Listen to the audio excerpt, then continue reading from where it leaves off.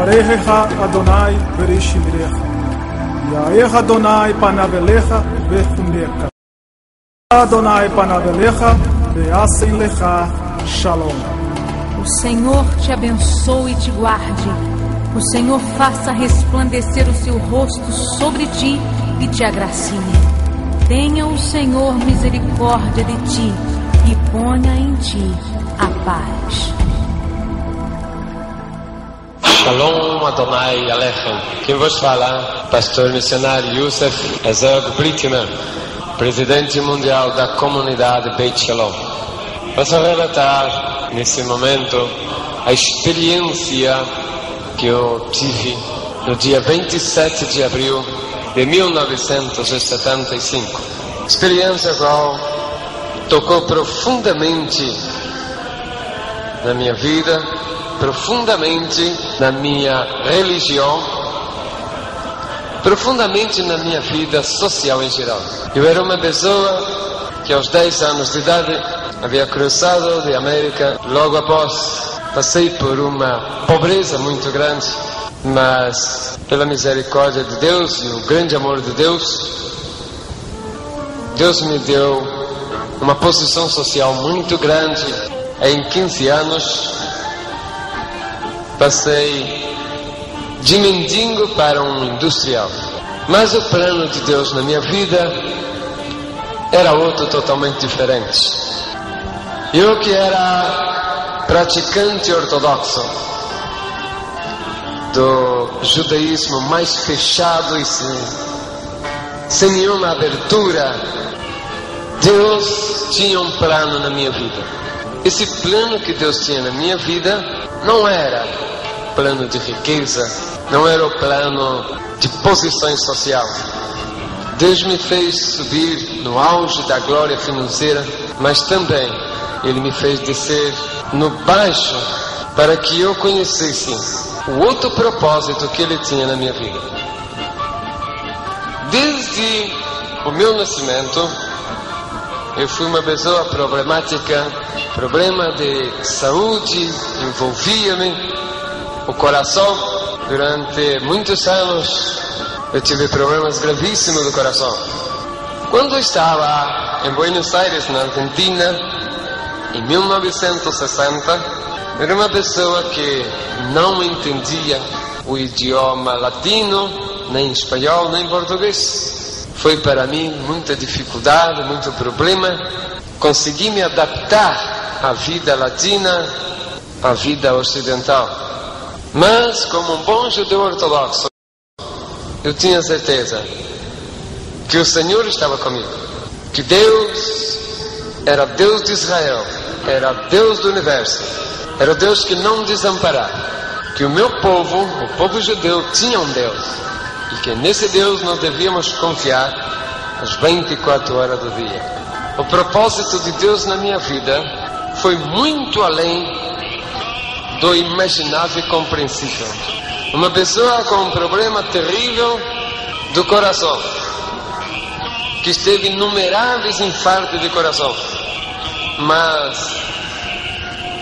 sempre conseguiu ultrapassar os limites da tolerância e vencer a enfermidade, talvez a demasiada fé no Deus de Israel. 27 de abril de 1975. Estava caminho à faculdade onde iria fazer uma tese sobre sismologia, porque em 74 eu me formei engenheiro civil. Estava fazendo uma pós-graduação. Era às 18 horas de aquele dia, frio, um pouco chuvoso. A cidade de Buenos Aires estava nublada e já se fazia noite naquele inverno argentino do mês de abril. Cruzando a Avenida da Liberdade, uma avenida muito comprida, no meio daquela avenida eu senti o que sempre havia sentido durante os meus 25 anos de vida: problema no coração de novo. Senti a pontada, levei a mão ao peito, senti uma outra pontada mais forte, me curvei o corpo e senti que as minhas forças foram saindo e ali caí totalmente no chão. Vi quando os carros frearam e tudo sumiu, tudo desapareceu. Senti que eu estava entrando para dentro do meu corpo. Demorou pouco instante, eu comecei a passar por uma experiência que verdadeiramente marcou muito na minha vida, a experiência da morte. O corpo começou a ficar adormecido. A morte em si não dói. A pessoa entra numa espécie de um transe. E ali estava eu passando a experiência da morte. Senti quando de repente comecei a sair para fora, só que estava saindo para fora do meu próprio corpo. Pela primeira vez eu vi o meu rosto e o meu corpo sem ser no espelho. Tive a experiência do espírito saindo da matéria. Tive a experiência da pós-morte. Se até ali tinha alguma dúvida sobre o que acontecerá depois da morte, ali já não tinha mais dúvida. Depois da morte, há vida. E é uma vida muito misteriosa, muito interessante. A uma altura mais ou menos de uns 2 metros, 2,5, o meu espírito parou, fiquei vendo o meu corpo e comecei a ter, a partir daquele momento, experiências extranaturais, sobrenaturais, porque eu via tudo ao redor e espírito vê espírito. Eu estava no espírito e via outros espíritos, mas não espírito de gente que morre. Via espíritos de exército celeste e espírito de exército do inferno. Uma constante guerra entre o espírito do bem, os anjos celestes, e o espírito do mal, os demônios. Não vi nenhum espírito de morto. E ali estava preocupado, porque havia caído a minha carteira com as documentações. Eu estava preocupado. E então comecei a gritar para que aqueles que estavam cerca pegassem a minha carteira, pegassem os meus documentos, motivo que havia $15.000 dentro da carteira e eu tinha medo que fosse roubado, porque mesmo depois da morte, o amor ao dinheiro o judeu não deixa. Foi uma experiência maravilhosa. Na faculdade a gente aprende ou a negar a Deus, ou então aprende coisas totalmente fora dos planos de Deus. Aconteceu no meu caso em que muitas vezes um doutor chamado Juan Quiroga, este é o presidente da Associação Argentina de Espiritismo, era da ordem de Allan Kardec. Ele ensinava a respeito de reencarnação, que ele era o maior médium e que os médiums eram usados para fazer o bem e que o espiritismo era algo verdadeiro, genuíno. Só que eu provei tudo ao contrário. Por quê? Porque no meu desespero de querer comunicar com alguém ali, eu não consegui. Estava quando vi chegar o Dr. Juan Quiroga e eu falei, tá bom, vem ali Dr. Juan Quiroga, maior médium espírita, me incorporo nele e dou a mensagem que eu tenho que dar, ou seja, avisar minha família, em pegar as coisas minhas que caíram, cuidar do dinheiro que estava ali. Chegou o doutor, e eu tentei de toda maneira, falava, gritava com ele, falava, eu quero entrar em você, quero falar, mas tive a desilusão de saber que reencarnação e tudo isso de espiritismo é farsa, é mentira, é engano, nada disso é real, tudo isto é mentira. Vi quando a unidade coronária chegou imediatamente para fazer os primeiros tratamentos, senti quando os paramédicos deram o dictamen, está morto. Mas talvez por causa da minha fama de ser pessoa da High Society Argentina, foi levado o meu cadáver para a clínica com a maior urgência, e desde as 18 horas até as 24 horas, uma junta médica trabalhou tentando voltar minha vida. O meu espírito foi acompanhando até chegar ali naquela CTI, Unidade de Terapia Intensiva. Foi quando uma luz muito forte mesmo, invadiu todo aquele ambiente. De repente eu senti que estava sendo puxado por uma força muito grande, e por um espaço de tempo não sei o que aconteceu, não sei explicar. Sei que enquanto eu estava viajando para algum lugar, que logo após eu fui descobrir onde era, enquanto isto, o chefe da junta médica, às 24 horas, ou seja, meia-noite, já não havia mais nada que fazer. Foi morte irreversível. Mas Deus havia preparado tudo muito bem preparado. Primeiro, Deus preparou um médico, chefe daquela equipe, que conhecesse as costumes e tradições dos judeus ortodoxos. Chegando ao chefe do necrotério, falou: esse cadáver prepara-lo e não precisa pôr na geleira. Leva para o necrotério, deixa-o ali, porque é cadáver de um judeu ortodoxo e esse povo enterra os seus mortos antes de 7 horas depois de morto.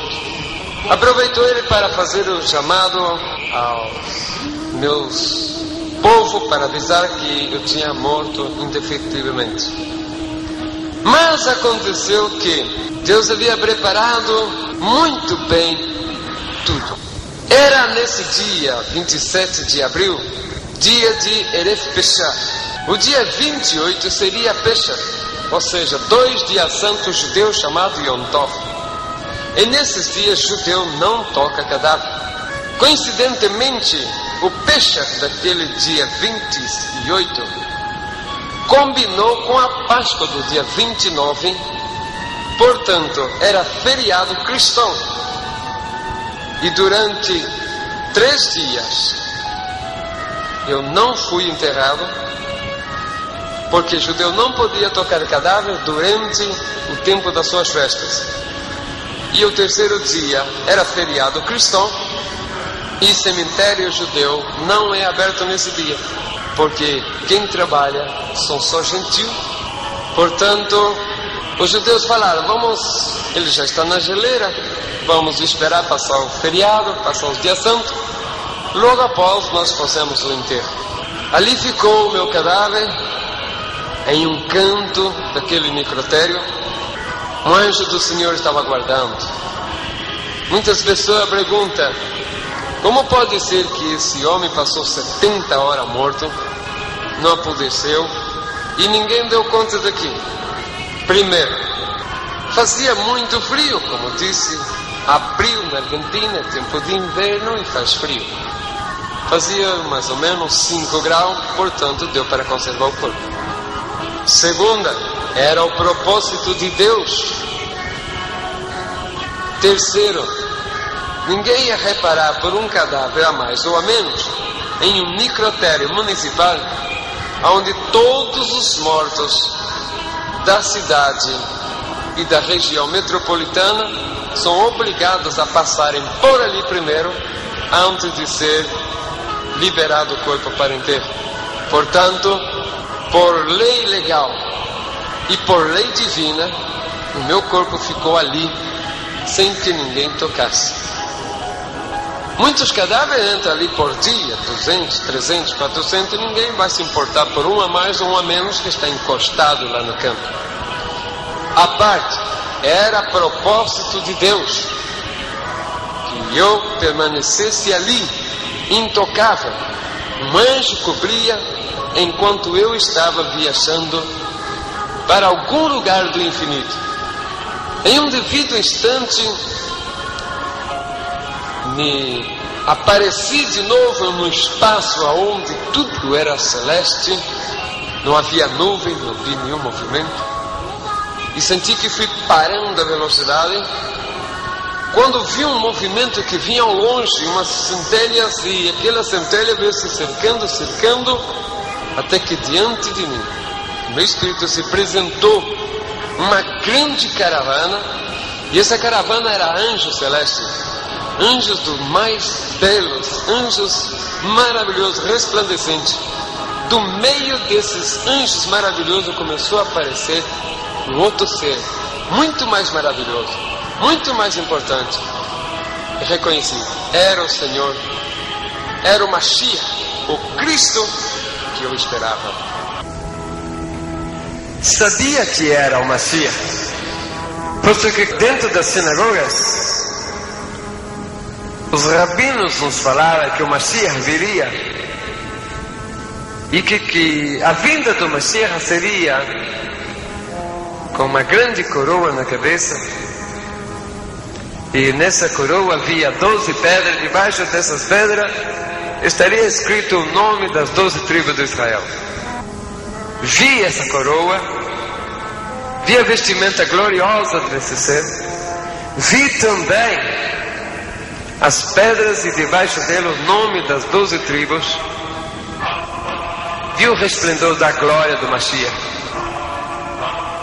E chegando para perto de onde eu estava, a uma considerável distância, ele parou e com aquela voz de trovão mais suave como um mel, dirigiu a minha palavra dizendo: aonde vais? Respondi: acabo de morrer e estou subindo para saber qual é o meu destino, porque ali eu já sabia o que acontecia. Quando uma pessoa morre, seja boa ou ruim, ela sobe até o primeiro céu na presença dos livros. Ali um anjo olha no livro para ver se o nome da pessoa está escrito. Se está escrito o nome, a pessoa continua subindo e vai até o terceiro céu, onde está o paraíso do salvo. Se não tiver escrito, ou se tiver escrito e riscado, ele desce e vai para a condenação dos ímpios, vai para o inferno do Espírito. Essa experiência maravilhosa que eu tive, por mais que essa bíblica não está relatado, mas foi uma experiência vívida que eu participei, vendo como é a experiência de pós-morte. Falei: eu não quero voltar, eu quero passar para aí. O Senhor falou: tu não podes passar para cá, porque se passar daí para cá, tu não podes voltar mais, e tu ainda é mortal. Vas a descer porque tem uma missão que vou entregar para vós. Se passar daí para cá, tu não podes voltar mais, passas a ser imortal. Descobri ali então que quem morre e chega a passar para o outro lado não volta mais para esse mundo. Mais uma prova de que alma penada, espírito de morto andando pelo mundo, é tudo engano e mentira. Pela boca do próprio Senhor falando para mim, dizendo: se quando uma pessoa morre, nós aqui queremos que ela volte, ela não passa para cair, daí mesmo ela volta, mas volta em um tempo em que o seu corpo ainda esteja preparado para recebê-lo e para o seu mesmo corpo. Não há reencarnação, não há incorporação em corpos estranhos. Isso eu escutei da própria boca do Senhor. Vendo tudo aquilo ali, aquelas belezas tudo, soube que quem passa dali para lá esquece absolutamente tudo aqui debaixo, não se lembra absolutamente de nada. Se ele recebeu a salvação, ele vai para o terceiro céu, onde estão os espíritos gozando da salvação eterna, enquanto seus corpos estão enterrados aqui na terra, esperando o dia do arrebatamento da igreja e a ressurreição do santo. Se ele foi condenado, ele desce para o inferno, aonde o espírito do condenado já está sofrendo a condenação, o seu corpo enterrado aqui, esperando o dia da ressurreição no juízo final, para passar para o outro inferno, que é o definitivo, o de corpo e espírito, onde irá eternamente estar condenado. É o lago de fogo e enxofre. Vendo tudo aquilo, mesmo assim eu tentei ficar por ali, mas não houve maneira. O anjo falou: passe, porque tem uma grande missão para fazer. Por um espaço de momento eu vi que aquela luz que me havia tirado daqui voltou e começou de novo aquele grande claridão. Naquele momento, sim, o meu espírito se entristeceu, porque eu não queria mais voltar. Mas não teve maneira. O anjo, ou seja, o Senhor mandou voltar sem conversa e tive que voltar mesmo. Enquanto aquela força foi me puxando de novo para trás, vi o Senhor ficando atrás daquela caravana de anjos, no esplendor daquela maravilhosa visão. E de novo, por um espaço de tempo, não sei explicar o que aconteceu. Só sei que era já bem tarde, quando eu aparecia dentro do necrotério. Sabia onde estava o meu cadáver, e fui vendo tudo aquilo, o espírito, até que ele foi chegando e foi descendo até encostar onde era o meu cadáver. Ali eu senti um grande desespero, uma grande angústia, porque eu não queria mais voltar à vida, porque é maravilhoso demais o outro lado da vida.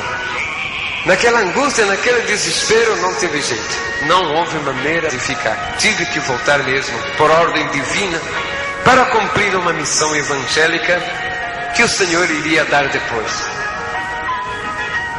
Passei a experiência gloriosa da ressurreição, assim como Lázaro, assim como o filho da Sunamita, e como de muitos que morreram, mas que Deus quis mandar voltar e voltou. Estava ali quando entrou meu espírito no meu corpo e começamos aquela luta entre a matéria e o espírito para pôr tudo em funcionamento de novo. Eu lembro que a primeira coisa que foi dominada foi a mente. O coração devagar começou a bater, quando de repente eu senti que tinha que sair dali, porque estava respirando muito profundo e precisava sair dali. Mas eu falava: estou todo embrulhado, porque eu vi por fora, tinha que fazer uma força para conseguir sair dali. E com muito sacrifício consegui, um sacrifício quase sobrenatural, enfiar a mão numa brecha daquela roupa e arrancar aquele lençol. E com muito sacrifício sentar naquela mesa, muito fraco. Ao lado olhei, tinha um envelope escrito meu nome. Eu falei: o que será isto? Abri ali, vi um papel escrito do hospital e li que estava escrito atestado médico de defunção. E ali estava eu lendo meu próprio atestado de óbito. O morto lendo seu atestado de óbito. Fraqueza muito grande, o meu corpo todo amarelado, sentindo mau cheiro, dificuldade muito difícil. Era já madrugada e 6 horas o médico teria que passar para o outro médico chefe, teria que passar para o outro chefe. E começou a fazer a vistoria para passar 6 horas para o outro médico. Começou a fazer vistoria desde cima, desde o 8º andar.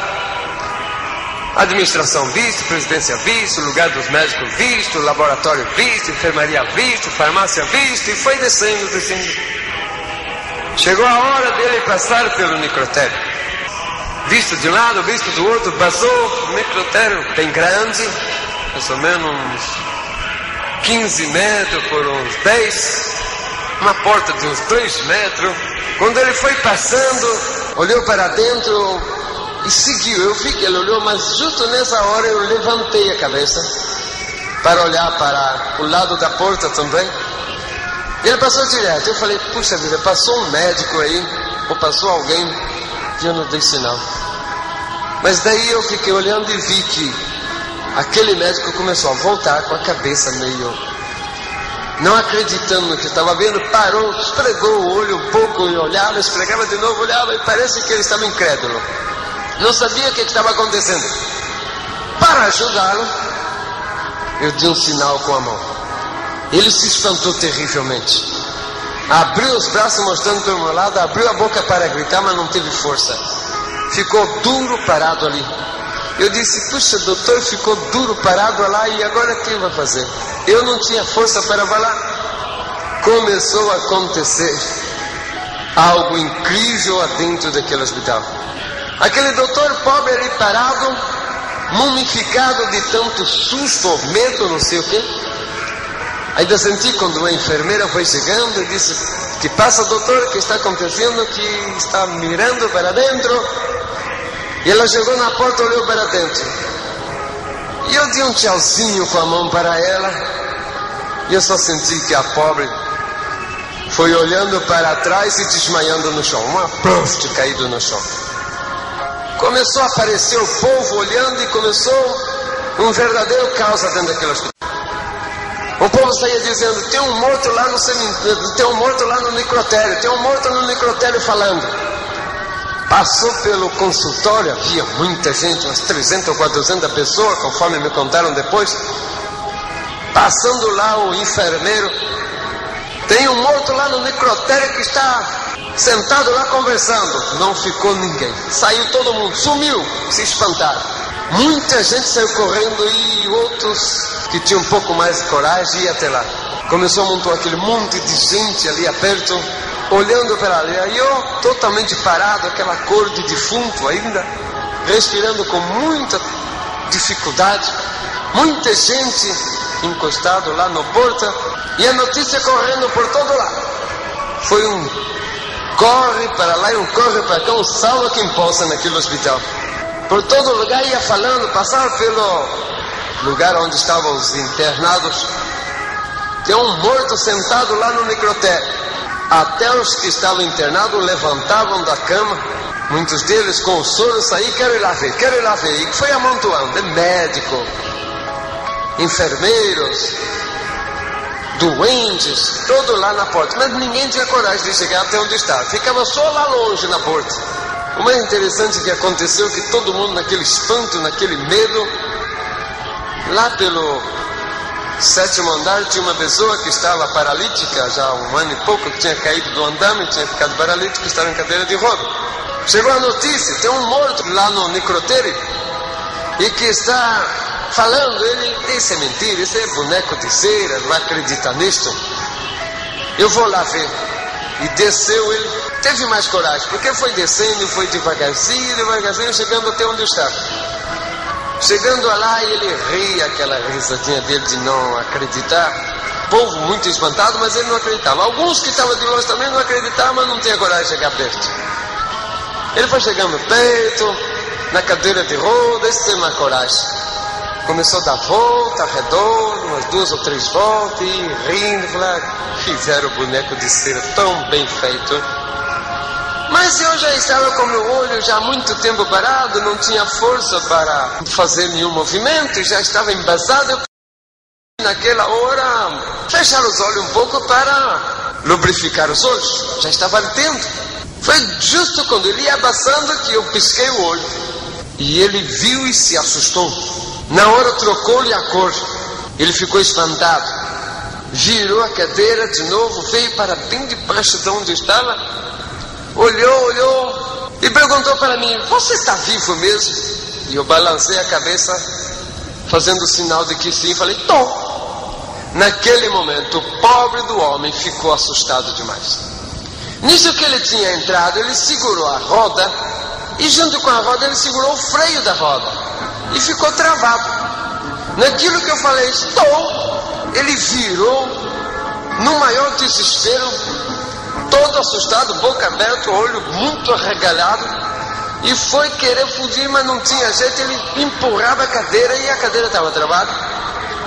Eu falei, meu Deus, agora o homem pobrecinho está cadeira travada, ele está assustado, que me viu eu aqui desse jeito, está travado. Eu falei, vou ter que dar um jeito de avisá-lo, vou ter que dar uma maneira de avisar a ele. E eu juntei muita força para tentar avisar a ele. Quando eu tinha bastante força, falei, agora. E quando eu fui fazer o sinal, que levei o braço para frente e falei, olha, eu queria falar para ele tirar o freio, abrir, soltar o freio. Ele se assustou demais. Naquilo que ele se assustou demais, naquele movimento, parece que ele pensou que eu ia em cima dele. Ele levantou da cadeira de roda e começou a andar. E eu falei, olha um paralítico andando, mas que coisa incrível, um paralítico andando. Eu que havia sido ressuscitado da morte depois de tantas horas, estava ali espantado de ver um paralítico andando. Quando o paralítico levantou e começou a correr, o povo que estava na porta, bom, todo mundo então, não ficou ninguém. Alguns dizem, não, um morto ressuscitado, falando já é muito, ainda mais paralítico andando, isso aqui já é demais. Não ficou ninguém ali, sumiu tudo. Demorou bastante tempo para que começasse a aparecer alguém de novo por ali. E eu já estava muito debilitado, mas começou a aparecer fotógrafo, repórter de todos os jornais. Mas não demorou pouco tempo, eu caí em estado de coma de novo, enquanto o hospital era um só caos, uma só bagunça. Todo mundo desesperado, correndo de um lado para o outro, porque estava acontecendo algo incrível naquele hospital. Uma pessoa, depois de 70 horas, voltar a viver, os médicos não sabiam entender, estava uma confusão terrível. Mas ali estava um dos milagres mais maravilhosos que Deus fez na minha vida. Depois de quase 70 horas morto, o Senhor me deu vida de novo. Para provar que o aguilhão da morte perdeu efeito a partir do momento em que Cristo morreu na cruz do Calvário. A partir desse momento, o aguilhão da morte já não tem mais valor, porque todo o poder foi entregue ao Senhor nos céus e na terra. E ali eu tive a experiência gloriosa da morte. Depois de vários dias em estado de comas, alguns meses depois, o doutor veio falar comigo e falou, Yusuf, você era para estar morto, debaixo de terra, já não era para sobrar mais nada. O que é que você, ou você é desse mundo, alguma coisa você tem que não é desse mundo. Eu falei, doutor, o senhor falou bem. Eu sou desse mundo, mas tem algo que pertence a esse mundo e ao universo. Quem me voltou à vida não foi a ciência, porque o senhor falou que a ciência chegou até o máximo limite, mas não pôde. Mas enquanto a ciência estava lutando pela minha vida, o meu Deus, o Deus dos meus pais, o Deus do universo, o Deus do qual eu sirvo, estava ali ao lado esperando, para quando a ciência terminar o seu limite, entrar o grande poder do meu Deus. E com o grande poder do meu Deus, ele conseguir definitivamente anular o aguilhão da morte. O aguilhão da morte que veio, que me tocou, que me levou, que durante 70 horas ela teve a mim no seu domínio. Mas o que o aguilhão da morte não soube é que sobre ela há um outro poder superior. O poder do grande Adonai, do grande Deus do universo. Baruch Ata Adonai. Este é o meu Deus. Se antes eu tinha convicção da vinda do Mashiach, como todo judeu, principalmente ortodoxo, a grande expectativa dele é a respeito da vinda do Mashiach, ou seja, o Messias, o Cristo. E essa esperança viva no coração de todo judeu, principalmente ortodoxo como eu, fazia eu viver todos os dias na minha vida na esperança iminente da vinda de Mashiach, o Cristo. Eu não vivia um minuto da minha vida fora da esperança Me lembro que no meu tempo de judaísmo, ao Yom Shabbat, ou seja, ao sábado, eu me dedicava a fazer Arachamã com o meu sagrado Sidur, o Talir e o Solidel. Eu buscava um lugar na minha casa, especialmente voltado para o lado de Jerusalém, e ali fazia o meu jejum e fazia as preces de Arachamã. O interessante nesse ritual de Arachamã é que o judeu ortodoxo, depois de cobrir-se a cabeça com o talit, uma espécie de véu de oração, depois de amarrar no seu punho os tefilim e pôr na sua cabeça os teflaques, se faz a oração de Arachamã, que disse: vosso misericordioso Deus, Rei do Universo, fazer vir imediatamente o Mashiach para libertar o povo de Israel, para dar paz, tranquilidade. O povo de Israel precisa, eu preciso, como um judeu, da presença do Mashiach, o Cristo. E ali nós batíamos com a cabeça na parede, alguns batem suavemente, quase que simbólico, e dependendo do grau de até fanatismo, pode-se dizer, ou de fé, como no meu caso, por exemplo, que a minha fé era tão grande que chegava a ser fanático. Eu não me conformava em fazer menção de que ia golpear a cabeça, mas sim, batia 2, 3, 4, 5 vezes, alguma vez até sair sangue. E ali, enquanto eu fazia eu falava: Senhor, assim como dói essas pancadas na minha cabeça, assim como esse sangue corre, assim dói com a dor do desespero o meu coração, esperando o Mashiach, o Cristo que tu não quer mandar.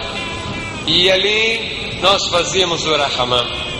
O interessante é que jejum e esse sacrifício, implorando a Deus para mandar o Mashiach. E mais importante é que eu chorava na esperança de Cristo. Mas eu não sabia que enquanto eu gritava chorando: Deus manda o Mashiach, Deus manda o Mashiach, ao meu lado alguém dizia: meu servo, já estou aqui.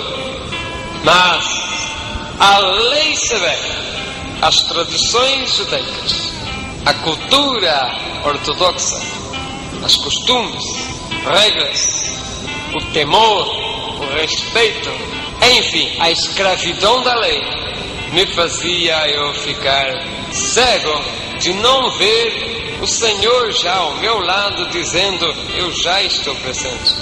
Me fazia surdo a tal ponto de não ouvir a voz do meu Messias, do meu Cristo dizer: servo, já estou aqui a teu lado. Por incrível que pareça, eu sentia que alguma coisa muito de estranho acontecia na minha vida.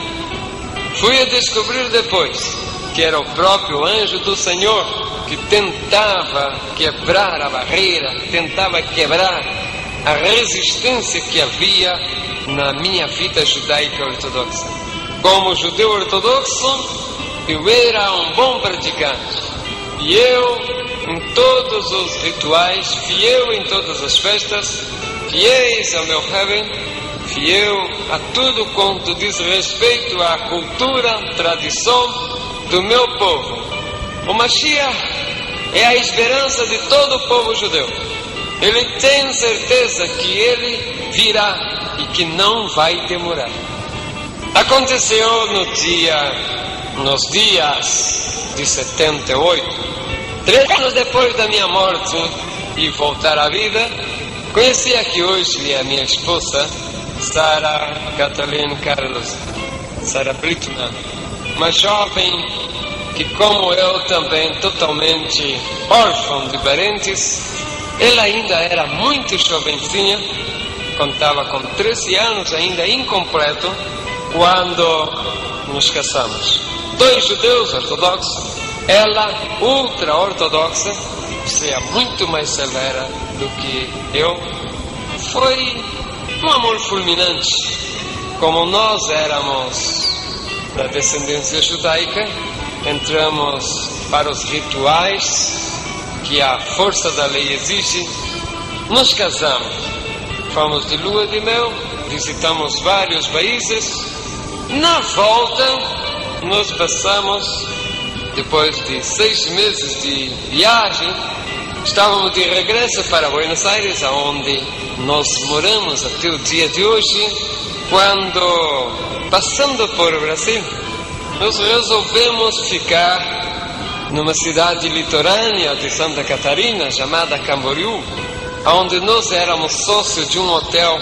E eu disse para minha esposa: vou passar para o Brasil, vou dar uma chegada no hotel, mas não vou me demonstrar que sou um dos proprietários para ver se eu não estou sendo enganado, se estão cuidando direitinho dos meus negócios.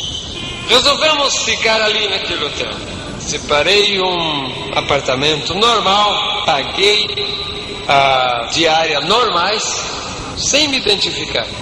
E como bom judeu, perseverante e cumpridor, eu buscava sempre seguir o ritualismo judaico ortodoxo. Quando nós saímos da Europa, na volta para cá, recebemos notícia dentro do avião de que teríamos que tomar cuidado quando chegasse à América, principalmente a Argentina, porque havia uma onda antissemita, ou seja, terroristas que buscavam matar judeus. Nós estávamos um pouco preocupados porque quando tivemos a nossa passagem por Paris, tivemos a experiência macabra de ver o cemitério judaico sendo sacrilegiado, sendo profanado. Tivemos a oportunidade também de ver colégios de crianças judeus sendo bombardeados. Então nós estávamos um pouco preocupados. Mas, com tudo isso, com todo o alerta que a polícia judaica, ou seja, os agentes judaicos nos falavam, nós não preocupávamos muito. Primeiro porque aqui no Brasil não havia uma onda antissemita. E segundo porque por onde nós estávamos pouco importava ao povo. Mas mesmo assim, eu não usava roupa característica que seria facilmente reconhecido. Mas mesmo assim, às noites, eu e a minha esposa, que tínhamos desde o primeiro momento de casado a costume de subir ao monte, como todo judeu tem, e orar em cima das montanhas. E ali fui eu também. Chegando naquela cidade, nós escolhemos um monte para nós ir orar. E nessas orações o Senhor falava conosco. Enquanto isto, no hotel havia um porteiro que ele sempre buscava conversação conosco, mas como nós judeus não gostamos de conversa com gentil, buscávamos sempre nos livrar deste homem. E ele falava que era pastor. E eu falava: pastor de quê? O que você cuida? Que cavalo? Cuida ovelha? O que você cuida? Ele falava: eu cuido de ovelhas de Deus. Eu não entendia muito, mas até que ele falou que ele cuidava de igreja, descobri que ele era um pastor evangélico. Ele sempre andava atrás, sempre perseguia, de um lado, de outro, tentando falar. Mas como nós, judeus ortodoxos, não gostamos absolutamente que nos fala de nenhuma religião, e que a palavra Jesus Cristo para nós era como blasfêmia, cada vez que eu ouvia falar da palavra Jesus Cristo, eu saía correndo para tomar banho, porque tinha medo que talvez o hálito da palavra que saiu da boca de quem pronunciou essa palavra poderia tocar no meu corpo e eu ficar contaminado com deuses estranhos. A palavra Jesus Cristo para um judeu é a mesma coisa de uma grande blasfêmia. E não era menos para mim, um judeu ortodoxo muito perseverante na lei. Mas aconteceu, um dia eu estava fazendo Kiddush Levanar, um ritual de santificação da lua nova. Quando no alto da montanha, ou seja, atrás da hotel tinha uma pedra, eu estava ali, arriba daquela pedra, fazendo meu Kiddush Levanar com a minha esposa. A lua estava brilhante, o porteiro tinha visto, mas ele não sabia o que era, pensava que era algum movimento raro. e subiu até lá. Quando ele viu, falou: mas só um casal de judeu fazendo orações, que maravilha! Naquele momento fiquei com muito ódio. Minha esposa também falou: vamos ter que descer porque o nosso Kiddush Levaná não presta mais. Esse gentil ensujou tudo aqui, não serve mais. Porque quando nós estamos fazendo qualquer prece judaica que um gentil fala ou passa por perto, praticamente ficou sem efeito, foi contaminado. Descendo dali, nós chegamos em casa, no nosso apartamento, subimos e fomos a descansar, com um pouco de raiva porque nós ia fazer o nosso Kiddush Levaná, mas não teve jeito. Era uma noite de Yom Shabbat, ou seja, de sábado. Durante esta noite eu senti que alguma coisa rara estava acontecendo, porque eu estava meio inquieto, não tinha vontade de dormir, mas fomos a dormir. Quando foi bem alta hora da noite, eu senti que alguma coisa mexeu, que alguma coisa me tocou. Pensei que era minha esposa, mas acendi a luz e olhei para o lado onde ela estava, e ela estava dormindo sossegadamente. Como o judeu ortodoxo, as mulheres dormem separadas. A cama são duas camas de solteiro, uma de um lado, outra do outro, mesmo quarto, mas a mulher de um lado, o homem do outro, em cama separada. E eu vi que ela estava dormindo sossegada. Falei: alguma coisa, não sei, deve ser que ter tocado alguma coisa aí, algum bicho. Voltei a dormir, mas não demorou pouco instante, de novo eu senti que alguma coisa estava me tocando. Nós havíamos dormido com luz apagada, porta fechada, janela toda trancada, quando de repente eu senti que novamente algo me tocou e eu me levantei. Quando eu me despertei, que eu levantei, o quarto onde estava, que era todo iluminado, ficou totalmente iluminado, e ali se apresentou um ser celeste. Era um anjo, e aquele anjo se apresentou ali. No momento me assustei um pouco, mas naquele momento ele começou a conversar comigo. E estava falando em Yiddish, dizendo: não te preocupes, porque eu venho aqui para conversar contigo. Eu falei: é um judeu, porque está falando em Yiddish. E então ali nós começamos a conversar, assunto da lei, coisa e outra. E eu falei: que maravilha, é um judeu. E eu fiquei contente, porque um judeu estava ali no meu quarto conversando comigo. Foi então quando aquele anjo que estava ali na minha frente, ou seja, eu não sabia que era um anjo, eu também não sabia o que era e estava preocupado. O que será isso que está acontecendo? Olhei para a porta, estava fechada, a janela também. Espantei daquele resplendor que havia estado ali naquele quarto, porque a luz estava apagada. Mas como eu já tinha tido experiência celeste, não fiquei muito espantado. Mas alguma coisa estava acontecendo ali. Comecei a inquisitar eu mesmo: o que é aquilo? Tinha medo de perguntar quem era aquele. Mas ele começou a estudar, ou seja, a falar para mim sobre a Torá, sobre os livros, e falou: vamos falar sobre a cultura do nosso povo.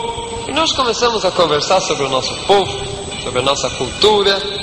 Eu fiquei contente porque falei: puxa vida, a visita de um judeu ortodoxo. Agora fiquei na preocupação de saber como foi que ele entrou ali, mas também não tinha coragem de perguntar. Depois de algumas horas, pela madrugada dentro, ele falou: vou me retirar, mas eu voltarei. Não fala nada à sua esposa porque ela vem depois. Eu falei: vem depois aonde? Aonde ela vai? Ela não vai sair. E ele foi. Sumiu, escureceu tudo e eu fiquei ali. Na outra noite aconteceu a mesma coisa. Estava eu dormindo, aquele anjo apareceu. De repente começamos a conversar a respeito de nossas tradições, nossos costumes. Começamos a falar a respeito dos profetas. E ali foi também uma noite de diálogo. Antes de ele se despedir, antes de ele sair, ele fala: a sua mulher vem depois, não fale nada, porque voltarei. E eu perguntava: vai para onde? Minha mulher vai depois aonde? Porque ninguém tem que sair a nenhum lado. E assim foi a terceira noite também. Estava eu dormindo quando apareceu. Eu estava intrigado porque eu não entendia como era que aquele ser entrava ali adentro. Tudo fechado, tudo trancado. Tinha medo de perguntar porque eu sabia que alguma coisa muito raro era. Mas a partir dessa terceira noite, ele falou para mim: vamos estudar o profeta Isaías. E no profeta Isaías nós começamos a estudar e ele começou a falar a respeito do Mashiach, como deveria vir o Messias. E começamos dentro do Antigo Testamento, ou seja, no livro dos judeus, a buscar dentro dos profetas, dentro dos livros, todo o que falasse a respeito da vinda do Mashiach. O interessante é que aquele anjo, conforme ele ia falando, ele iria me dando a entender que o Messias já tinha vindo, que Cristo já tinha vindo. E mesmo a minha mente já estava confundida, porque uma hora parecia que ele, ou seja, a minha razão estava dividida. Metade sabia que Cristo tinha vindo já, e a outra metade continuava ainda presa, segura na lei, sem abrir mão. E assim foi.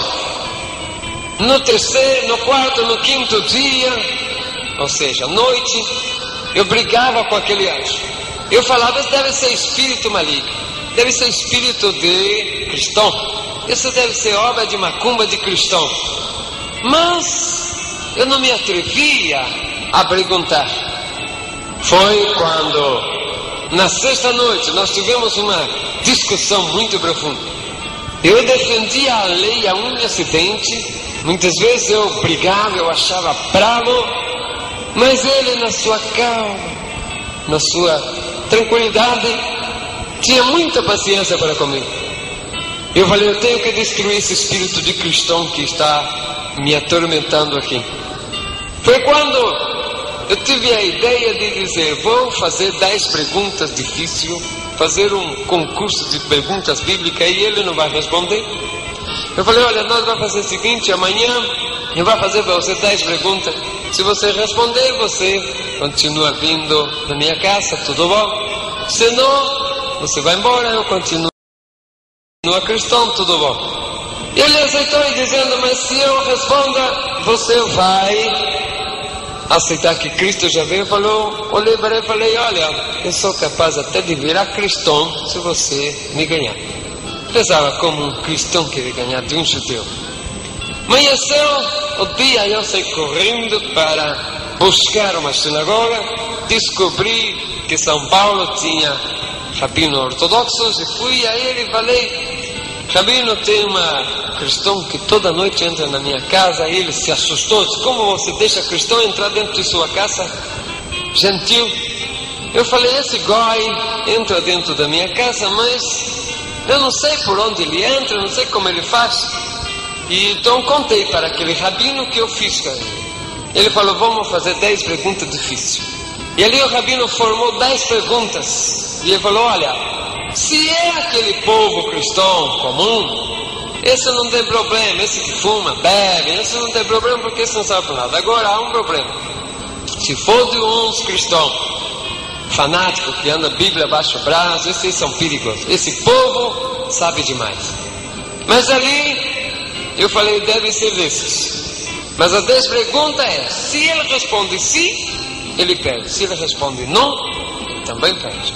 Saí correndo de novo, volta para casa, pegar avião, volta para casa. Quando chega, foi dormir. Chegou a hora, já estava lá, eu esperando, acordei, o anjo já estava lá. Eu falei: está aqui, vai fazer 10 perguntas, você responde, se não responde, você vai embora. Lava a casa com creolina, purifica, casa que entrou goi. E aí então, você continua cristão. Primeira pergunta foi a seguinte: se você Messias, será sumo sacerdote? Porque se ele respondesse não, ele ia perder, porque o Messias é sumo sacerdote. Se ele respondesse sim, ele também iria perder, porque eu iria provar para ele que o tal de Jesus Cristo não pertenceu à tribo de Levíticos. Mas na mesma hora ele me respondeu, fazendo pergunta, dizendo: acaso, no meio de todos os sumos sacerdotes, todos foram da tribo de Levi? Na mesma hora a minha alegria de ganhar aquele gentil se acabou, porque Melquisedeque ninguém sabe de que tribo é e não pertence aos levíticos. E conclusão, eu que estava na esperança de ganhar de 10 saceros daquele anjo, perdi de 10 saceros para ele. Fiquei morrendo de raiva e pior, que havia prometido para ele que se ele ganhasse eu virava cristão. E palavra do judeu tem que ser sim, sim, não, não. E eu chorei de amargura e de raiva. E quando ele terminou, ele falou comigo: a partir de hoje, Yosef, tu nunca mais será o mesmo. Eu falei: por que não vai ser eu mesmo? Vou continuar sendo o mesmo. Eu falei: você me ganhou, tá bom, você me ganhou. Aí ele foi saindo, já desaparecendo pela parede. Eu falei: tudo bem, você me ganhou, mas quem é você? Me responde, quem é você? Naquela hora ele falou com aquela voz, indo-se para o fim: eu sou aqui. E antes dele desapareceu, escureceu tudo de novo, e apareceu uma mão na parede, e nessa mão começou a aparecer uma ferida, e eu vi sair 3 gotas grandes de sangue. Eu falei: não, esse cristão, a parte de me bagunçar a minha cabeça todo dia, ainda suja esse tapete com sangue, eu vou ter que lavar e pagar a limpeza de tapete. Desapareceu aquilo, eu fui, acendeu a luz. Quando eu fui para lá, não vi nenhum sinal de sangue ali. Falei: alguma coisa muito rara acontece. E eu estremeci o corpo todo, fiquei com muito medo. Mas voltei, paguei luz para ir dormir. Quando eu vou apagar a luz, eu olho para cima, eu vejo as 3 gotas de sangue, e que veio para o meu lado, e uma voz que falou comigo assim: seja agora lavado no sangue do Cordeiro. E eu senti que naquela hora, aquelas 3 gotas de sangue caíram em mim. Eu senti aquele gosto, inclusive, de sangue na boca. Estremeci o corpo todo dia, porque eu fiquei com muito medo, muito abalado, e fui a dormir. No outro dia era Shabat. Levantei já brigando, pela primeira vez, brigando com mim mesmo. Mas a minha briga era contra Deus, porque eu falava: Deus me abandonou, fez um goi me ganhar, fez um gentil entrar na minha casa, profanar a minha vida, fazer eu prometer, e Deus não gosta mais de mim, eu vou pecar, vou fazer bastante pecado. E dia sábado, muitos pecados se podem fazer: andar mais do que 1430 metros, acender fogo e várias coisas que não é lícito fazer dia sábado. Levantei cedo e minha esposa já começou a dizer: não ande, não se preocupe, não ande, não agite, porque vas a pecar contra o sábado. Eu falei: mulher, eu não sou mais judeu, Deus não gosta mais de mim, Deus me mandou para o inferno, e eu já vou para o inferno, e já que eu vou para o inferno, você vai junto comigo. Não vai deixar você, porque naquela hora eu estava me lembrando que todo judeu que negava a Deus era amaldiçoado, era excomungado com a maldição do Monte Ebal. E eu sabia que todos os meus vizinhos, minha família, animal, mulher, tudo estaria naquele momento amaldiçoado, anatemizado, excomungado. Eu falei: Deus não gosta mais de mim, Deus me jogou fora.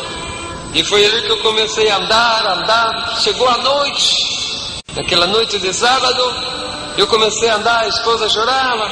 Entramos em uma estradinha muito escura, e uma estradinha sem saída, quando de repente eu vi no meio da estrada ali um movimento. Eu falei: deve ser boteco, vou entrar, tomar cachaça, tomar uma cerveja, pecar mais bastante.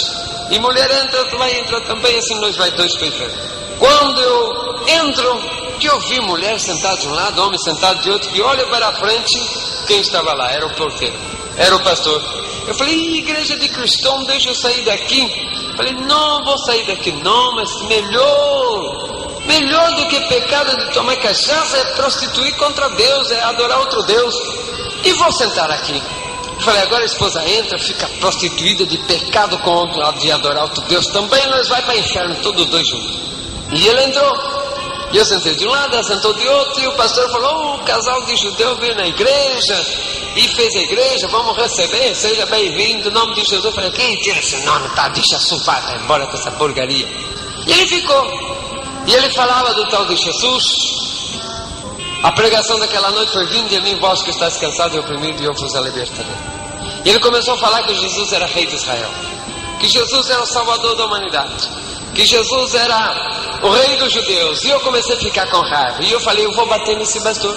Se ele não parar de falar que esse Jesus é rei de judeu, eu vou bater nele. E aquilo foi ficando com raiva. Eu ficava com raiva. Cada vez que ele falava, mais ódio me dava dele, porque ele falava desse tal de Jesus. Eu falei, olha, esse homem vai, eu vou bater nesse homem, eu vou quebrar ele a pau. Quando ele falou a pregação, no final ele falou, agora eu vou fazer apelo. Quando ele falou, vou fazer apelo, eu pensei que ele estava apelando para a briga. Eu falei, ele está apelando para a briga, ignorante, agora eu vou arrebentar ele a pau. E deixa ele provocar uma vez mais, eu vou bater nele. E ele falou, agora para fazer o apelo eu vou convidar, vou ler a palavra. E disse assim, eu sou o caminho, a verdade e a vida, e ninguém vai ao Pai senão por mim. E esse é Jesus Cristo, ninguém vai ao Pai se não é por Jesus Cristo. Falei, agora basta, agora eu vou arrebentar ele, vou quebrar ele, ele vai para o hospital, se não matar. E levantei, na hora que eu levantei, ele falou, o judeu aceitou Jesus. Falei, que aceitou Jesus nada, eu vou te quebrar a pau agora. Você vai deixar de estar falando que esse tal de Jesus é rei de Israel, eu vou te arrebentar a pau agora. E fui para o púlpito, era bem alto, a igreja ainda estava piso de chão.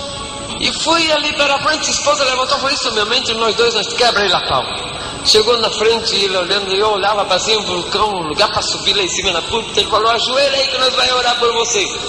Eu endureci o corpo e falei, não me ajoelharei diante de outro que não seja o Senhor meu Deus, Rei de Israel. Aí naquela hora que eu falei duro assim com ele, com cara fechada, eu senti que dois braços fortes me pegou, jogou por chão. Eu falei, outro mais que vai apanhar. Mas eu olhei, não vi ninguém, falei, estremeci o corpo, falei, que é isto que aconteceu?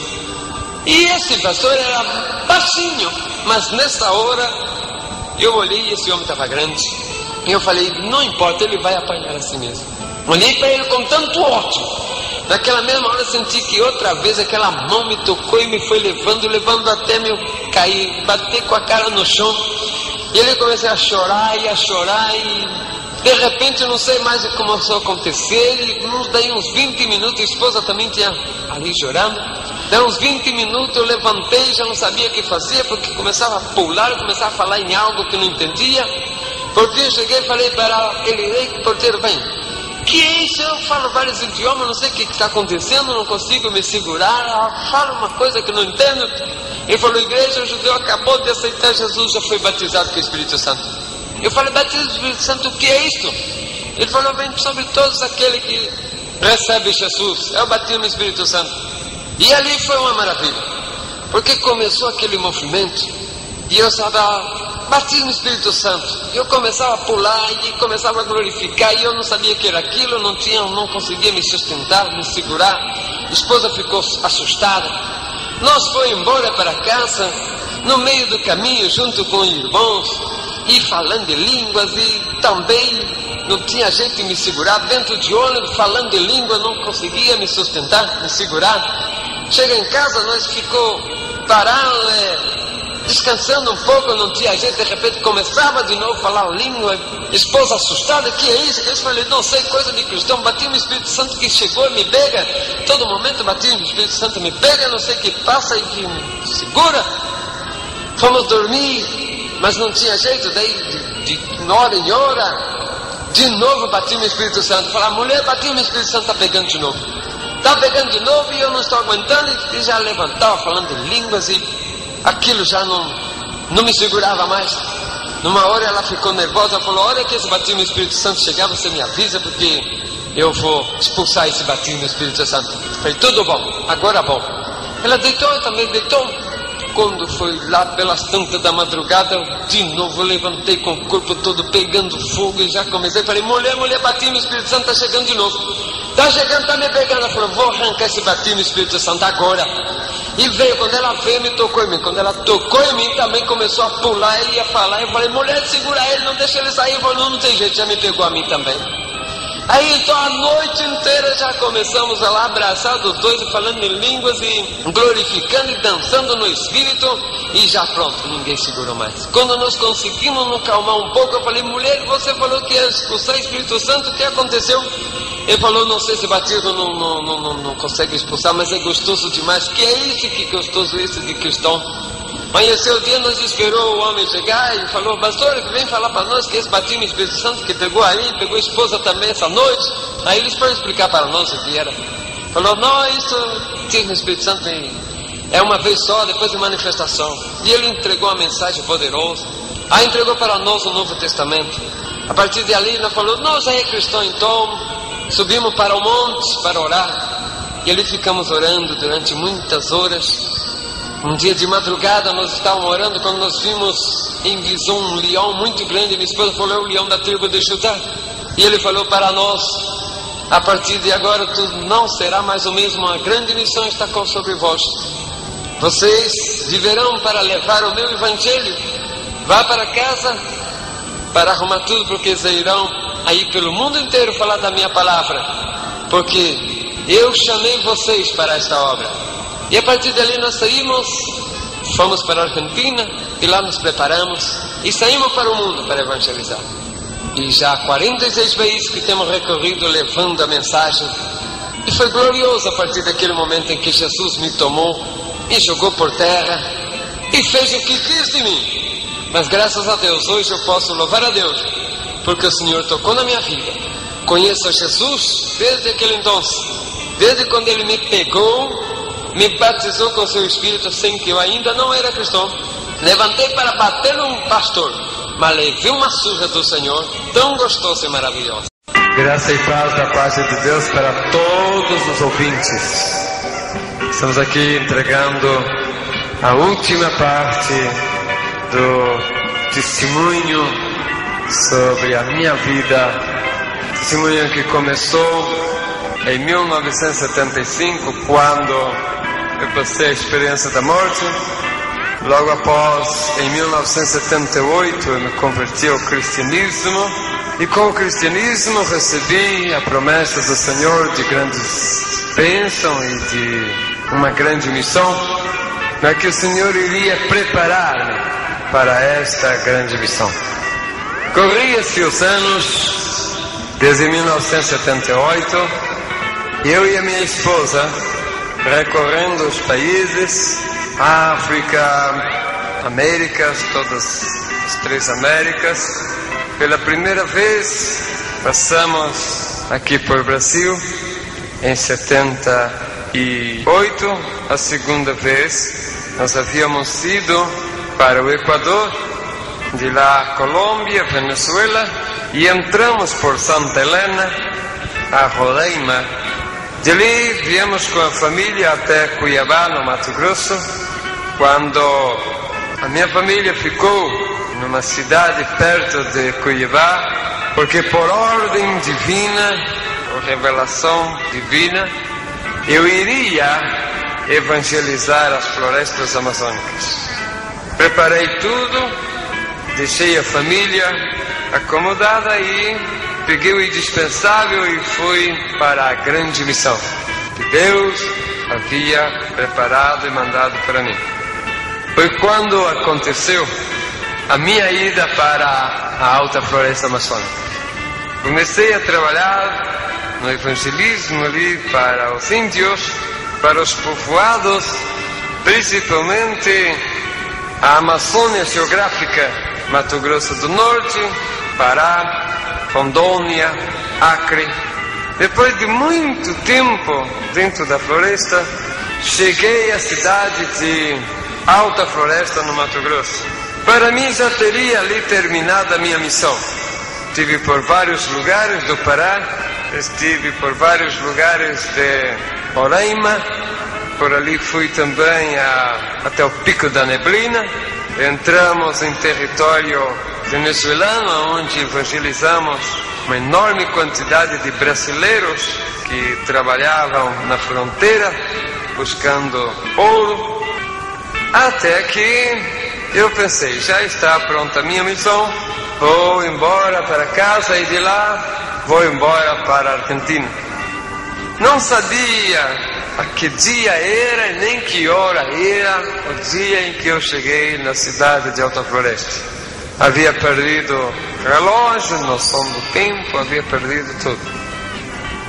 Mas, quando eu cheguei na casa daquele servo de Deus ali, fui recebido, fui a dormir, porque o cansaço era tremendo.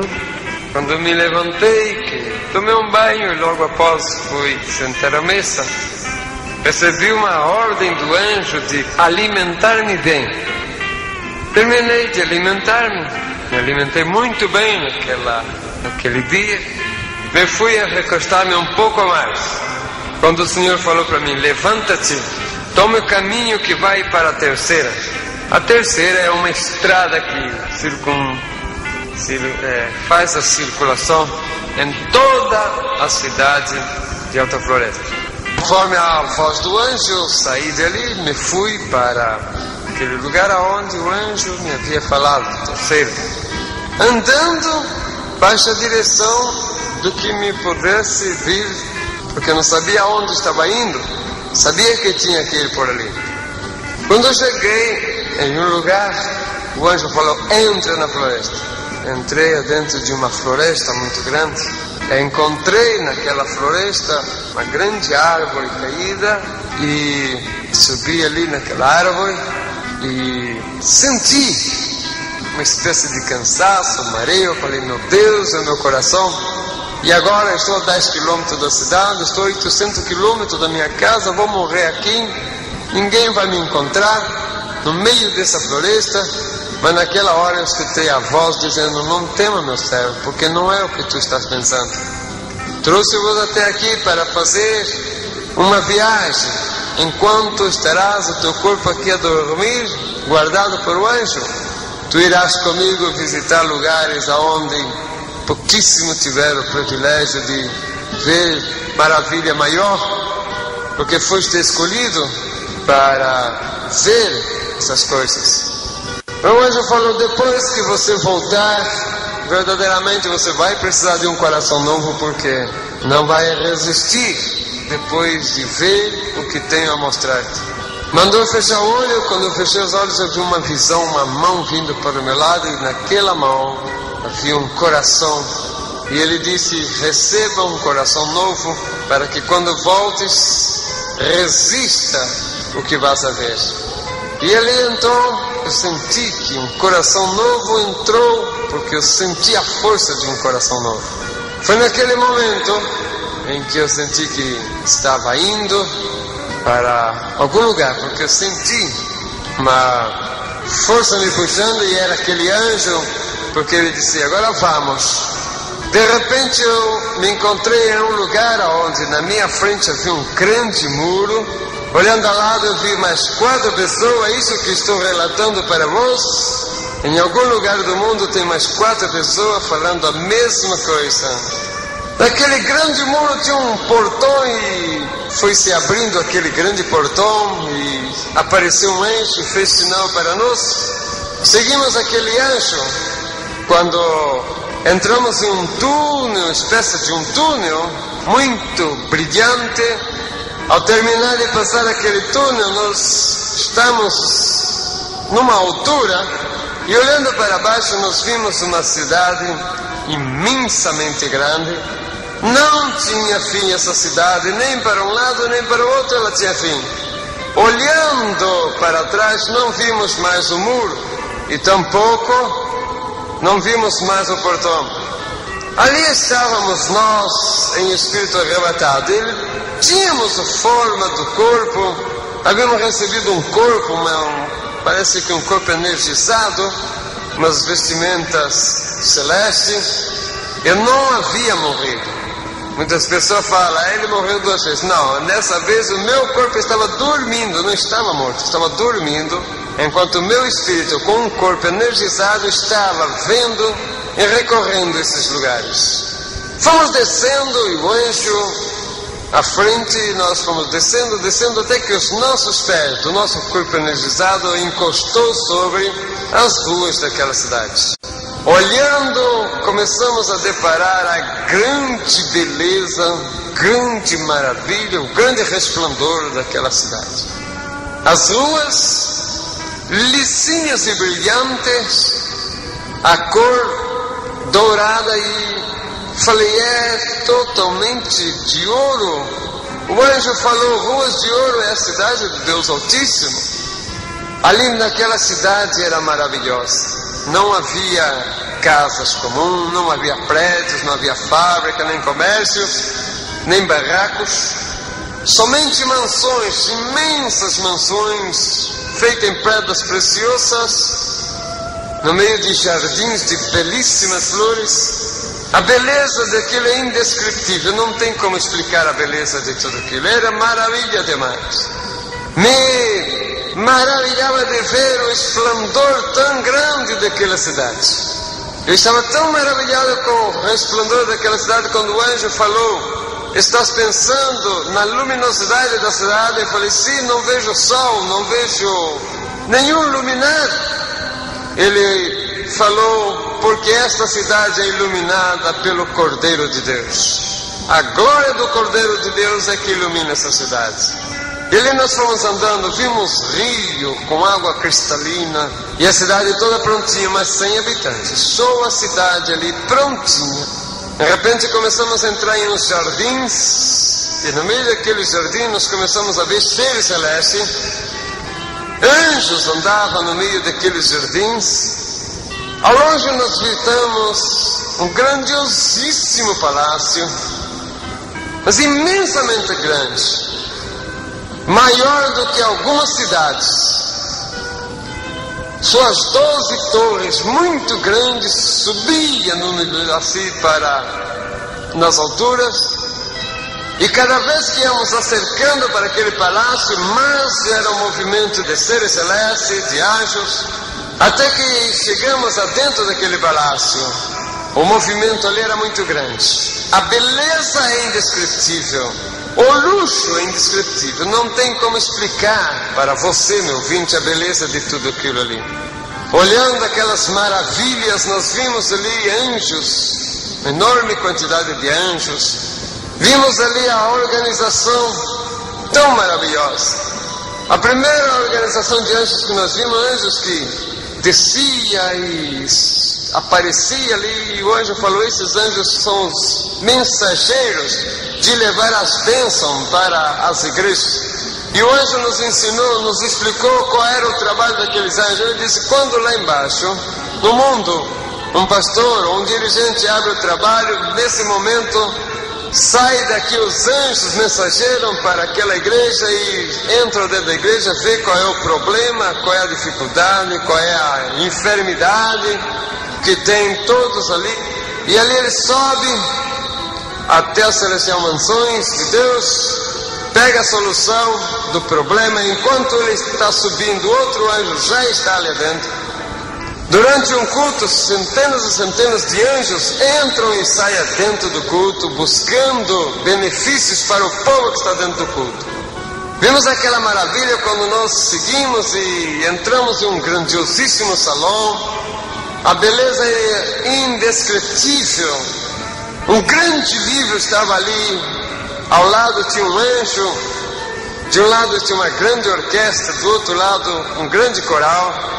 De repente chegou um anjo e com um nome escrito em um grande rolo, abrindo estava escrito o nome. De repente aquele anjo que estava sentado ao lado do livro levantou, e o anjo que estava conosco disse: preste atenção, porque está escrito em todos os idiomas do mundo. E nos idiomas que eu sei ler estava escrito naquele livro. Quando os anjos foram abrir, estava escrito: grande livro da vida.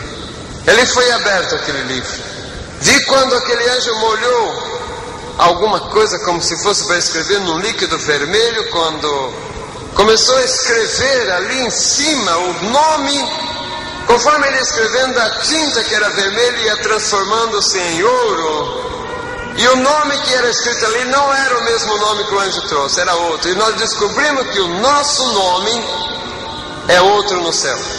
De repente parou-se e começou uma grande festa no céu.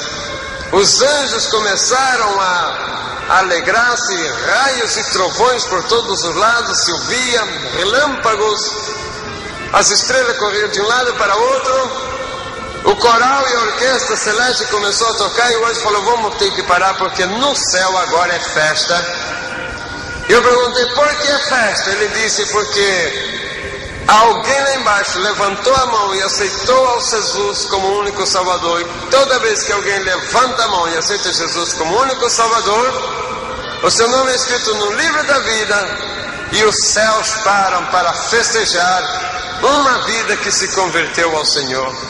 E ali a festa foi grande, o movimento era grande, os anjos festejavam, os seres celestes festejavam, o universo festejava, uma alma que se converteu a Jesus aqui embaixo. Continuamos naquela visita celeste, visitando o palácio do reino da glória. Passamos por um lugar onde havia uma mesa posta, belíssimos manjares havia sobre aquela mesa. O anjo falou: está pronta o banquete das bodas do Cordeiro. Passamos por ali, vimos aquelas belezas. Logo após entramos em um lugar onde parecia era o gabinete daquele anjo. Ele disse: foram trazidos até aqui em cima para vocês saberem de alguma coisa, porque tem sido aberrante o que tem acontecido no mundo em relação ao Senhor. Muitas organizações negando a Deus, muitas igrejas levando heresia para o povo, igrejas negando a existência de inferno, igrejas totalmente desvirtuadas, levando o povo ao engano. E não somente isso, como também organizações filosóficas, teosóficas, enganando tremendamente o povo, e o caos cada vez tremendo. Portanto, trouxemos-vos até aqui para saber de algumas coisas para vocês testemunhar lá embaixo. Disse para nós: o primeiro que tem tido muito sucesso, o diabo, é justamente a negação da existência do inferno. Vocês vão ir acompanhado com uma caravana de anjos até o inferno, vão ver como é lá e presta atenção em tudo. E ali, com uma caravana de anjos, nós descemos. Entramos em uma treva horrorosa, muito feio, monstros horripilantes passavam por nós. Mas é interessante que no meio de tudo isso nós olhávamos e brilhava todo ao nosso redor, e esse brilho saía de nós. O anjo que estava conosco falou: se espantam do brilho que são, ou não sabeis que vós sois as luzes do mundo? Descobrimos que verdadeiramente nós brilhamos, nós somos a luz das trevas. Depois de aquele espaço de tempo, chegamos a um lugar onde uma força invisível não permitia avançar mais. O anjo falou: daqui para lá vocês não podem passar, porque vocês ainda são mortais. Se passar para lá, não volta mais. Mais uma vez eu comprovei a mentira mundana a respeito de espírito de morto que anda por aqui e de reencarnação. Não existe. Isto é tudo invenção e falsidade. Mas estávamos ali, quando nós olhamos e vimos um lugar horripilante, horroroso. Havia uma enorme multidão ali que sofria horrorosamente. Víamos o semblante horripilante daqueles povos ali. E o anjo falou, muito triste: esses são os espíritos daqueles que morreram, seus corpos estão enterrados lá em cima na terra. Os seus nomes não foram escritos no livro da vida, não foi encontrado escrito ali, portanto receberam a condenação e estão aqui. Este é o inferno espiritual. Daqui eles sairão para receber os seus corpos no dia do juízo final, para passar para o inferno de lago de fogo e enxofre, aonde serão atormentados eternamente. Esses perderam a salvação. Mas nós começamos a ouvir uns gritos muito mais horripilantes, e o anjo falou: vamos até lá, porque se sofrem milhares de vezes mais do que isso. Começamos a ver uma multidão enorme de seres que sofriam muito mais horripilante do que aqueles que nós vimos para trás. Perguntamos ao anjo por que aquele sofrimento tão grande, maior do que os outros, e ele disse: porque esse lugar é o lugar reservado para os desviados. Aqui tem pastores que pecou ou teve problema e não soube levar a igreja e morreu e está aqui. Aqui tem jovens que cantavam no coral, cantavam no conjunto, se desviou, morreu desviado. Aqui tem jovem que saiu da igreja para namorar a moça do mundo, o moço do mundo, pensando que se casaria, depois os dois voltariam para a igreja. Não voltaram, morreu desviado e aqui está. Enfim, aqui é o lugar onde termina todos aqueles que morrem desviados dos caminhos do Senhor. O sofrimento deles são terrivelmente pior. Não porque Deus castiga demais, é porque a consciência deles faz eles sofrerem muito mais. Ali nós vendo aquilo, nós saímos e de repente passamos em um lugar onde hoje falou, aqui é o complexo industrial do inferno. É aqui onde se produz todo tipo de coisas para levar lá para cima, para enganar o povo, até os crentes. Ali eu vi novo tipo de bebida, novo tipo de cigarro, revista pornográfica, livros indecentes e muitas coisas. Mas o mais terrível é o lugar que eu vi lá, que é especial para fabricar coisas para enganar crentes. Ali eu vi tipo de jogo como telecenas, como tipo de jogos assim, como videogames, e muitas coisas ali que atacam a juventude. Eu vi ali sendo feito coisas horrorosas, sendo feitas ali para enganar o povo aqui em cima, principalmente cristãos. Saímos dali, passamos por um lugar onde era o trono de Satanás. Quando eu cheguei ali, eu falei, eu conheço esse lugar, é conhecido, porque é a mesma coisa de entrar num centro de macumba. É tudo preto e vermelho, sentado em um lugar horroroso estava Satanás. A cor do seu corpo era uma cor rocheada, narizão comprido, olho como duas brasas, os dentes muito compridos, o seu semblante era horroroso, horripilante. A mente era preta e vermelha. De trás saía uma grande cobra muito grossa que passava por trás daquele trono dele e se transformava em 7 cabeças.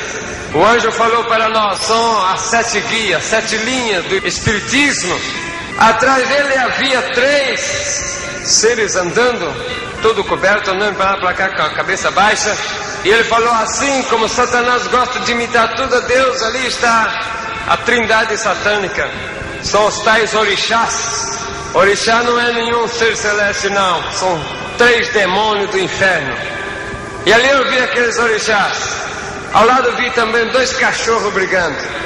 E um brigava e um puxava para um lado para o outro. De repente se transformaram em gente e se transformaram no corpo de 2 pessoas que viveu aqui na terra com o nome de Cosme e Damião.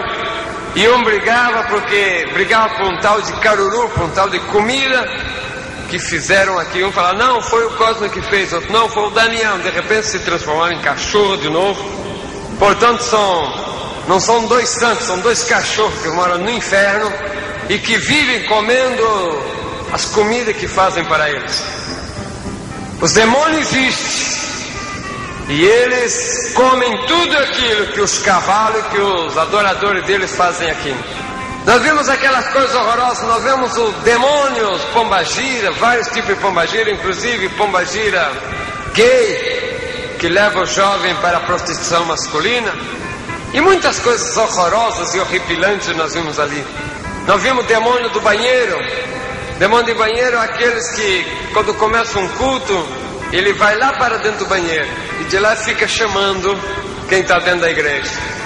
Fica chamando por fulano, fica chamando. E a pessoa está dentro da igreja, dá vontade de ir no banheiro, talvez não tem costume, talvez passa até dias sem ir no banheiro. Chega dentro da igreja, aquela maldita costume de ir para a igreja. É um demônio que está lá no banheiro chamando. Tem um demônio que é encarregado em fazer namoricos atrás da igreja. Jovem que vai para a igreja, fica atrás da igreja, fica lá da igreja, na frente, em namorico, em conversa. E muitos tipos de demônios eu via lá. Demônio que come finanças.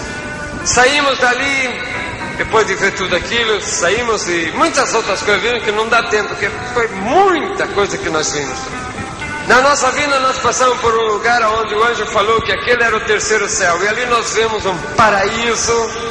Vimos ali um povo muito bem vestido, muito alegre, louvando e glorificando a Deus de todo instante e momento. Falei, e que esse povo que só falou, isso aqui estão os espíritos daqueles que morreram, seu nome foi escrito no livro da vida. Estavam ali, portanto eram salvos. Seus corpos estão lá na terra e eles estão aqui já gozando da vida eterna. São os santos do Senhor que no dia do Senhor irão ressuscitar e vir para a glória junto com os arrebatados. E nós vemos ali que maravilha é a vida daquele que passou para o Senhor. Descobrimos também que aqueles ali não têm mais contato com o mundo. Portanto, é mentira que espírito de bom ou de ruim volta para o mundo. Continuando ali, fomos até ali de novo ao palácio. E o anjo falou: vocês foram ao teu inferno, viram como é, já viram pela cidade celeste também. Passaram no paraíso do salvo, viram tudo isso. É a prova de que tudo isso existe, para vocês aplacarem a ira do diabo, que usando de heresia tenta desencaminhar o povo do verdadeiro caminho. Agora, antes de vocês voltarem para os seus corpos que estão dormindo na terra, vocês vão ter uma visão de como será o arrebatamento da igreja. De repente nós nos encontramos nas nuvens e havia uma grande multidão de anjos, um grande tapete, todo cheio de pedras preciosas, cor púrpura que vinha do infinito. No final desse tapete havia um grande trono, todo incrustado de pedras preciosas. De um lado e do outro do tapete, um cordão de anjos que sumiam no infinito. Foram descendo-se uns anjos trazendo o livro da vida, outros anjos trazendo outros livros, também aquele coral e aquela orquestra que estava ali diante do livro. E um movimento muito grande estava aqui, enquanto na terra a bagunça estava tremenda, a violência, o descontrole da natureza, catástrofes, o desrespeito, tudo estava horroroso. De repente sentimos um grande trovão, uma bola de fogo começou a aparecer por aquele infinito e foi descendo. Os anjos falou: eis aí o noivo vindo à busca, ao encontro da noiva. E dentro daquela bola de fogo, aquela bola de fogo era a glória e o resplendor do Senhor, foi descendo e passou por frente de nós. E nós vimos o Senhor vestido de glória e honra buscando a noiva. Quando chegou aqui nas nuvens, 4 trombeteiros se posicionaram nos 4 cantos da terra. Um anjo falou: ao tocar a primeira trombeta está terminado o tempo da graça. Ao tocar a segunda trombeta, todos os mortos em Cristo serão ressuscitados. Foi o momento em que nós estávamos aqui na terra, quando vimos em todo lugar, dentro do cemitério onde tinha crente enterrado, a terra explodia de dentro, iam saindo os nossos irmãos, glorificando a Deus com seus corpos totalmente transformados, glorificando a Deus e subindo para as alturas. Subindo para cima a ponto de ver os ressuscitados todos glorificando a Deus, quando de repente o Senhor levantou e falou: ao tocar a última trombeta, será arrebatada a igreja viva. E a trombeta tocou, e nós estávamos aqui quando vimos o grande bagunça que se quedou depois do que o povo de Deus foi arrebatado. Uns corriam de um lado para o outro, as rádios, televisão, jornais não sabiam explicar, porque milhões e milhões de pessoas sumiam em vários lugares do mundo. Mas não demorou muito a entenderem que o grande acontecimento já tinha sido predito há milhares de anos. Era o arrebatamento da igreja, do povo de Deus. Os desviados e os que ficaram estavam desesperados, porque sabiam que tinham perdido a oportunidade. Nós vimos o grande caos que ficou quando ainda tivemos a oportunidade de ver em cadeia mundial de rádio e televisão um pronunciamento do anticristo tomando posição e dominando o mundo. Enquanto isso, nas nuvens, a multidão enorme dos arrebatados e dos ressuscitados glorificavam a Deus em uma só voz. Jesus levantando, abrindo os braços para o lado daquela enorme multidão, milhares e milhares, milhões e milhões, falou com aquela voz forte como um trovão, mas doce como mel: vinde benditos do meu Pai, tomar posição do lugar que foi preparado desde a fundação do mundo. E ali então o povo todo glorificou a Deus de uma maneira muito grande. Relâmpagos cruzavam os céus, e ali em labareda de fogo fomos levados até o palácio, sentamos naquela mesa, e ali foi feita a última santa ceia, que era as bodas do Cordeiro. Ao terminar, o Senhor entregou para nós os galardões, dizendo: felicitações, foram fiéis até o fim, eis os vossos galardões. Um anjo foi cercando com uma chave e falou: eis a chave das vossas mansões, habite-a. E dali nós passávamos para as mansões, e Jerusalém Celeste recebeu os seus habitantes. Enquanto aqui na terra a grande tribulação dominava, o anticristo dominava e o povo desesperado, Jerusalém Celeste vivia momentos de glória com o seu povo. Jesus andava de um lado para o outro dentro da cidade visitando, e durante 7 anos foi festa no céu das bodas do Cordeiro. Grandes maravilhas e grandes belezas, o povo arrebatado e os ressuscitados ali na glória. Visto tudo isso, voltamos para muitas outras coisas, vimos que não dá para contar agora. Voltando para trás, nós vimos o anjo falou: agora vá e entra nas igrejas e conta esses testemunhos todos para ele. Antes de falar, o anjo falou: olha para o relógio. Nós olhamos, vimos um grande relógio e nele um ponteiro, só tinha o número 12, faltava 1 minuto para as 12. E o anjo falou: vai e fala que falta 1 minuto para que isto seja acontecido. Mas antes, olha, nós olhamos e vimos um grande trono, onde estava sentado Deus Pai, do lado direito Jesus e o Espírito Santo que estava ao lado na sua manifestação e poder. Uma grande nuvem cobriu o rosto do Pai. O anjo falou que ninguém poderia ver, mas de dentro daquela nuvem saiu uma mão, e debaixo daquela mão uma outra mão. E o anjo com voz triste falou: presta atenção naquela mão que está segurando a outra mão, porque a mão de cima é a mão de Deus que tinha levantado para autorizar o arrebatamento da igreja, mas a de baixo é do Senhor Jesus. E nós vimos quando Jesus falou: Pai, misericórdia te peço, ainda não, dá um tempo para que possa vir o desviado e aquele que eu ainda tenho que trazer para o meu aprisco. E olhando para os olhos de Cristo, de um lado chorava lágrima comum por aqueles que ainda não ouviram a palavra, mas do outro lado chorava lágrimas de sangue.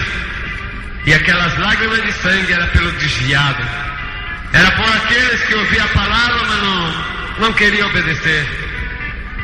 E o anjo falou: Jesus tem chorado lágrimas de sangue há muito tempo pelo desviado, por aquele que saiu da igreja, por aqueles que ouvem a palavra, mas não querem ouvir.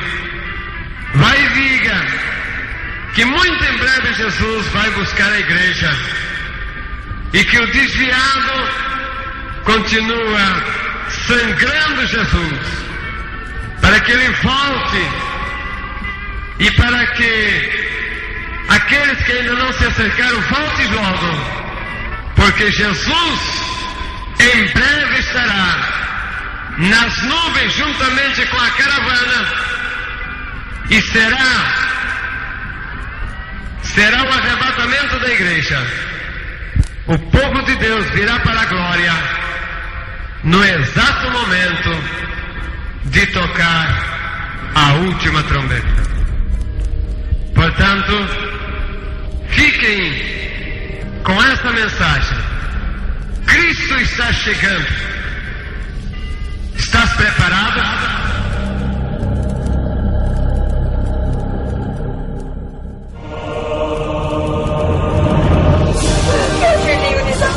Na maternidade desapareceram todas as crianças recém-nascidas. Centenas de milhares de desaparecidos. O que é isto, meu Deus? E a catástrofe se manifestou exatamente na mesma hora em todo o mundo. Os empregados de minha loja acabam de... Ruth, minha filha! Onde está minha filha? O que foi feito dela? Eu quero a minha Ruth! O tempo da graça terminou.